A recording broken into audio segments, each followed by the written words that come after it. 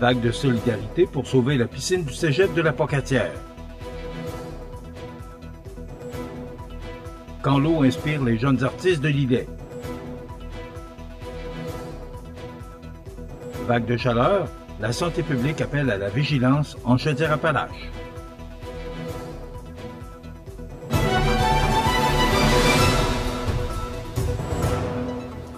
Vendredi 4 juillet 2025. Bonjour mesdames et messieurs et bienvenue à votre bulletin régional sur le réseau de télévision CMA TV. La région de la Pocatière se mobilise pour sauver une infrastructure essentielle, la piscine intérieure du cégep. Fermée pour des raisons de sécurité, cette installation représente bien plus qu'un simple bassin. C'est le seul lieu de baignade public accessible dans un rayon de 65 km pour les populations des MRC de Kamouraska et de l'îlet. Sous le thème rassembleur, faites partie de la vague, le député fédéral Bernard Généreux a donné, ce 2 juillet, le coup d'envoi officiel à une vaste campagne populaire de financement qui se déroulera jusqu'au 10 novembre prochain. L'objectif est d'amasser 1 million de dollars pour permettre la réfection de cette infrastructure sportive et communautaire vitale. Le message est clair, puisque la communauté refuse de perdre cet espace de santé, de prévention et de lien social. Le député a salué la mobilisation citoyenne en ces termes. Sauvons notre piscine et faisons-le ensemble. Accessible et inclusive, la campagne met à la disposition de la population une panoplie d'outils simples tels que des affiches avec code QR, des autocollants, des visuels pour les réseaux sociaux et une visibilité dans les lieux publics. Les dons de 20 $ et plus donneront droit à un reçu pour fin d'impôt. Un partenariat important vient soutenir cette initiative. Trajectoire Homme agira comme fiduciaire pour les dons populaires. Ce partenariat vise à favoriser une meilleure inclusion sociale en offrant notamment à des pères et leurs enfants un accès privilégié à des activités favorisant le lien parent-enfant. Le comité de campagne est présidé par le député Bernard Généreux, épaulé par plusieurs figures engagées du milieu, dont Julie Letarte, Francine Lamarre, Cathy Lisotte, Joanie Boilard et le maire de la Pocatière, Vincent Bérubé. Un leadership inspirant, selon M. Généreux. Cette campagne devient bien plus qu'un appel aux dons. C'est une véritable célébration de l'engagement citoyen. Ce grand mouvement solidaire est aussi appuyé par le gouvernement provincial qui, par l'intermédiaire du député Mathieu Rivet, a récemment annoncé une bonification d'1 million de dollars. Un appui majeur qui souligne l'importance du projet pour la collectivité.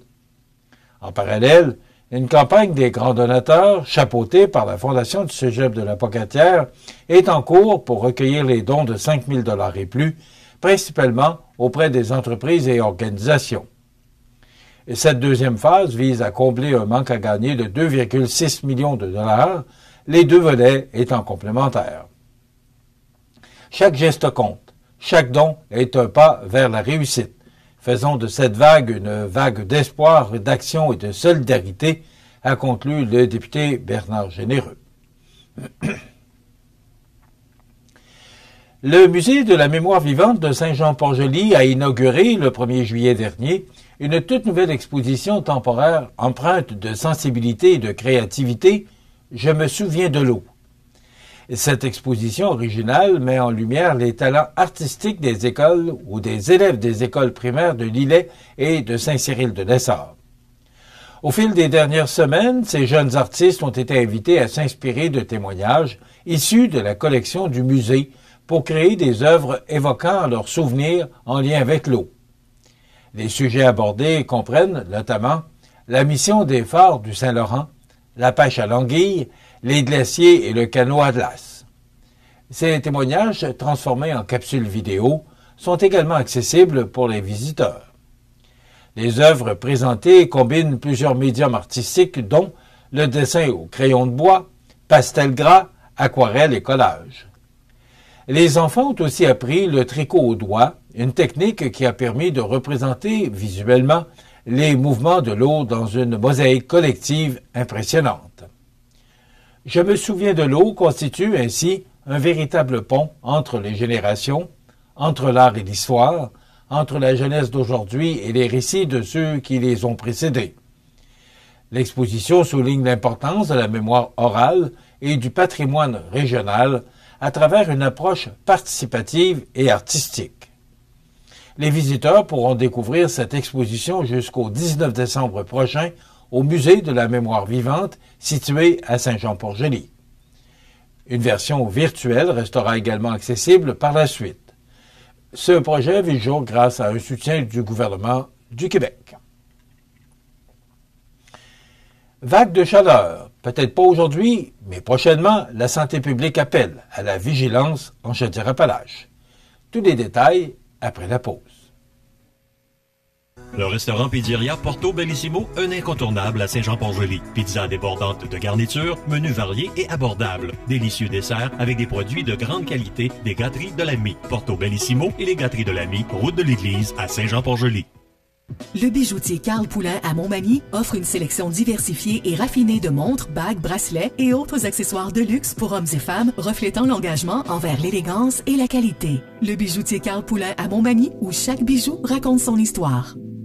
L'anguille d'Amérique est le seul poisson canadien qui naît dans l'eau salée, migre vers l'eau douce, puis retourne à l'océan pour frayer. L'anguille subit plusieurs changements pendant sa vie, se transformant de l'œuf au leptocéphale, civelle transparente, civelle pigmentée, anguille jaune, puis finalement anguille argentée.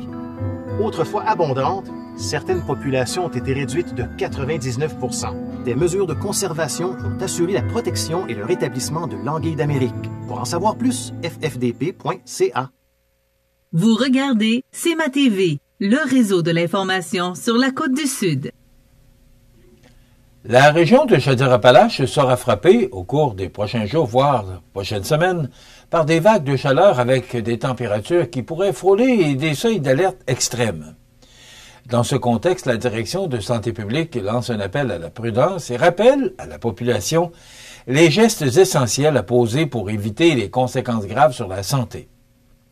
Première règle d'or, l'hydratation. Il est crucial de boire régulièrement de l'eau tout au long de la journée sans attendre d'avoir soif. Il est aussi recommandé d'éviter les boissons alcoolisées, caféinées ou trop sucrées. Les autorités suggèrent également de passer quelques heures par jour dans un endroit frais, idéalement climatisé, et de se rafraîchir en prenant une douche ou un bain frais. Deuxième recommandation, réduire les efforts physiques. Il est préférable d'éviter les activités intenses entre 10h et 18h, période où la chaleur est la plus accablante. Les autorités en appellent aussi à la solidarité en portant attention aux personnes plus vulnérables, comme les aînés, les personnes vivant seules, celles en perte d'autonomie ou souffrant de troubles de santé mentale. Un simple appel ou une visite peut faire toute la différence. Un autre rappel important, ne jamais laisser un enfant, un bébé ou une personne non autonome seul dans un véhicule ou une pièce fermée et mal aérée, même pour quelques minutes. Cela peut être fatal.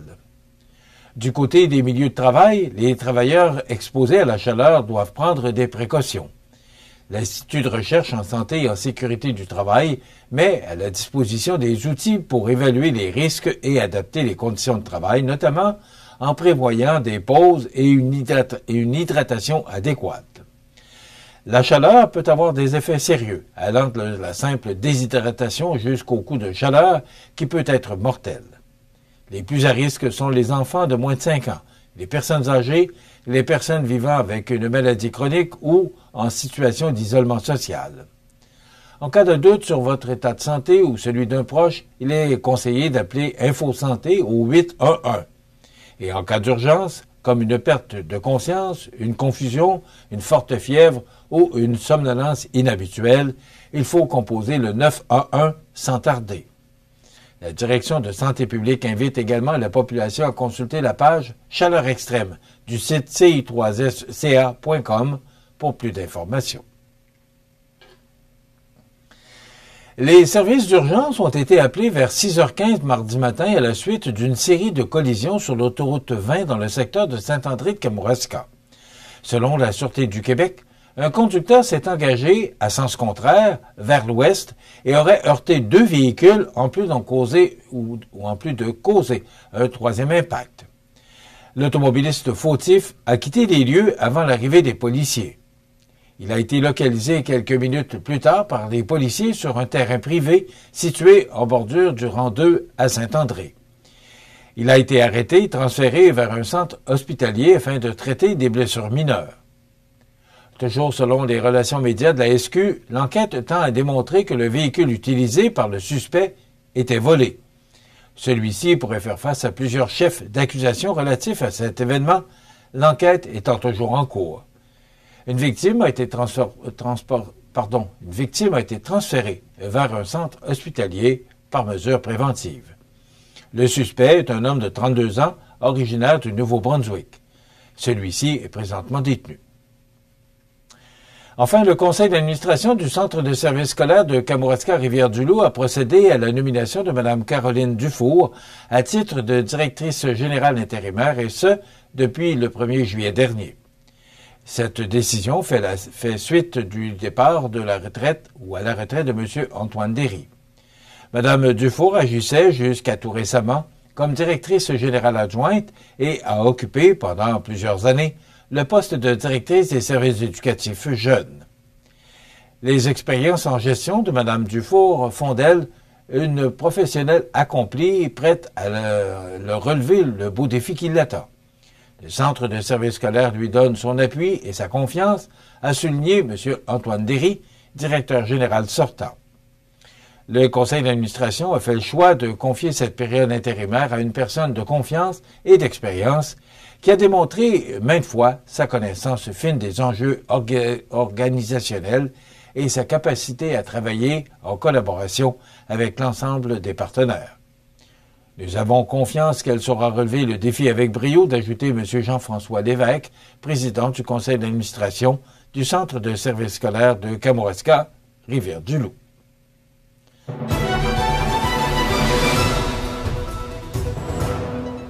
Au sport, le 18e tournoi de golf organisé au profit de la Fondation du Collège Jésus-Marie de Bellechasse a généré un profit de près de 24 400 $.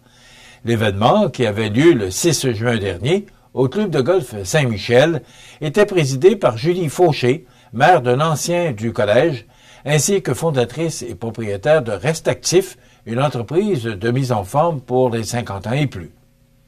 2 diplômés du collège, Jean-Gabriel et Dominique Théberge, agissaient à titre d'ambassadeurs jeunesse du tournoi, eux qui ont repris les rênes de l'érablière familiale et développent présentement leur image de marque. Ils ont notamment profité de l'occasion pour offrir aux golfeuses et golfeurs une dégustation de sirop infusé, entre autres au café, au bourbon et au thé du Labrador. Le 19e tournoi de golf de la Fondation du Collège Jésus-Marie de Bellechasse est déjà annoncé pour le 5 juin 2026. Le prochain événement bénéfice de la Fondation, Magie, vin et fromage, aura lieu le 9 juillet prochain au vignoble Le Nordais. Une belle occasion de découvrir et d'apprécier les produits et des talents locaux. Voilà ce qui complète ce bulletin d'actualité du vendredi 4 juillet 2025. Dans un moment, les prévisions de la météo. Et le menu de cette émission du vendredi, dans un moment, on aura pour vous l'entrevue avec Mathieu Rivet, député de Côte-Sud, qui sera avec nous tout au cours de la mission. Et entre autres, entre les deux entrevues, on aura le plaisir de vous présenter Fruits et légumes des Saint-Pierre. C'est une trouvaille d'Audrey Saint-Pierre, donc c'est ce qu'on vous invite à regarder. Bien sûr, il y aura M. Rivet qui sera avec nous jusqu'à la fin de l'émission, donc il n'y aura pas de commentaires sur l'actualité de ce vendredi 4 juillet. Je vous souhaite donc une excellente émission à notre antenne.